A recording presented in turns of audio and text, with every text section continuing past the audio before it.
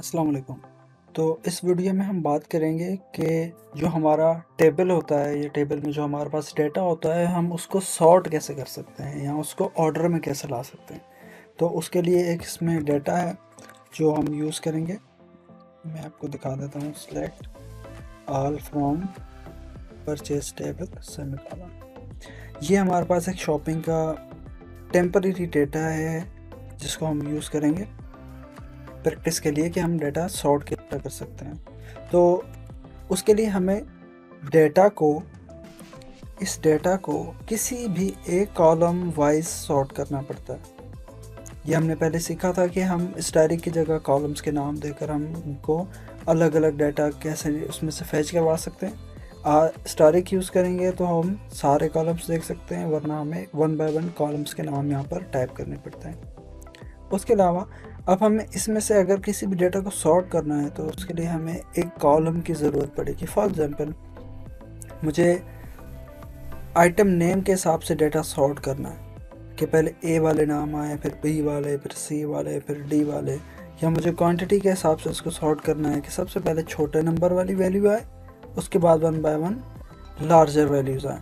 तो उसके लिए हम क्या करेंगे, select all from purchase table, ये टेबल का नाम है। उसके बाद ऑर्डर बाय, अच्छा ये हम कैपिटल में यूज़ करते हैं तो बेहतर है। स्टैरिक फ्रॉम परचेज टेबल,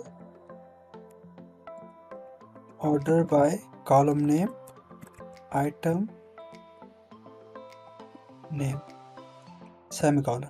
अब इसको एग्जीक्यूट करते हैं तो देखें उसने पहले नंबरिंग सॉर्ट करवा दी। देखें पहले 19, फिर उसके बाद लार्जर नंबर, फिर नंबर्स ख़त्म हो गए तो उसके बाद ABC में उसने सॉर्ट कर दिया है Z तक। ठीक है। अब इसी तरह हम इसको अगर डिसेंडिंग में करना चाहते हैं, असेंडिंग का मतलब होता है कि अगर आप वैल्यूज़ देखना चाहते हैं A to Z तो उसको कहा जाता है असेंडिंग। अगर आप वैल्यूज़ देखना चाहते हैं Z to A, मतलब पहले Z आए, फिर उसके बाद Y, फिर X, इसी तरह A तक, तो उसको हम कहते हैं डिसेंडिंग ऑर्डर, और ये होता है असेंडिंग ऑर्डर। तो बाय डिफ़ॉल्ट जो हम ऑर्डर इस पे परफॉर्म करते हैं वो होता है असेंडिंग ऑर्डर। तो इसे हमें डिसेंडिंग पे करने के लिए हमने कॉलम का नाम देने के बाद हमें सिर्फ यहाँ पर लिखना है डिसेंडिंग, शॉर्ट में DESC, डिसेंडिंग। अब इसको एग्जीक्यूट करते हैं। अब देखें ये असेंडिंग में, तो एग्जीक्यूट करते हैं तो ये देखें अब ये डिसेंडिंग में हो गया। हम इसी तरह ID को भी कर सकते हैं। किस तरह, यहाँ पर ID लिखते हैं, ID एंड डिसेंडिंग।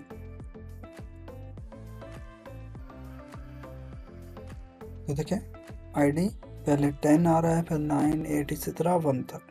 तो इसको कहते हैं डेटा सॉर्टिंग, कि हम अपने टेबल को डेटा को किस तरह सॉर्ट कर सकते हैं।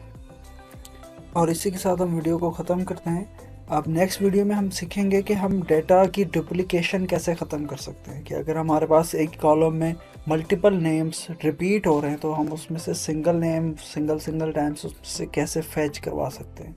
ये आने वाले वीडियो में हम डिस्कस करेंगे। तो तब तक के लिए अपना ख्याल रखिएगा। अल्लाह हाफिज़।